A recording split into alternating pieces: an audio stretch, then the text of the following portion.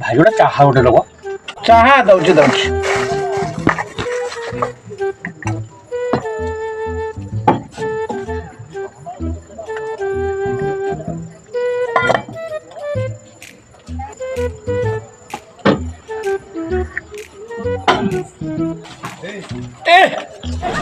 ବାବୁ ଏ ଚାହା କଣ ଏତେ ଲୁଣ ପଡିଛି କଣ?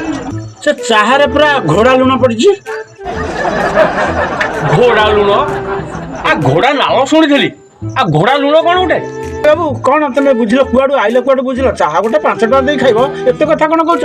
ଏ କଥାଟା ବୁଝିପାରୁନ। ଯୋଉ ଗୋଟାକ ଖୋଲା ଲୁଣ ଥାଏ ସେଇଟା ହଉଛି ଖୋଲା ଲୁଣ। এইଟା ପୁରା ଘୋଡ଼ିଆ ହେଇକି ଥିଲା କାଠୁଆରେ, ଯେ ଘୋଡ଼ା ଲୁଣ। ସେଇଥିଲାଗି କୁହାଉଛି ଘୋଡ଼ା ଲୁଣ ପକେଇଛି, ଆଉ ଟିକେ ଲୁଣିଆ ହେଇଯାଇଥିବ।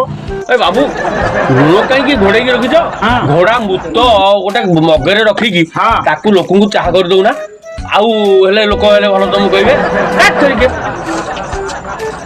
କୁଆଡୁ ଗୋଟେ ବୁଲି ବୁଲିକିରି ଆସିକିରି ମତେ ଏଠି ନାଲି ଆଖି ଦେଖେଇକି ଯାଉଛି। ଆରେ ମୁଁ ଲୁଣକୁ ଘୋଡେଇକି ରଖିଛି। ଏ ସଂସାରରେ ଯେତେ ଲୋକ ଖାଉଛନ୍ତି ସବୁ କୁକୁର ମୁତା ଲୁଣ ଖାଉଛନ୍ତି। ମୁଁ ମୋ ଲୁଣଟାକୁ ଘୋଡେଇକି ରଖି ଚାହା କରିଦେଇଛି। ମୋ ହାତରେ ନାଲି ଆଖି ଅତି ଫାଲତୁ ଲୋକଟା।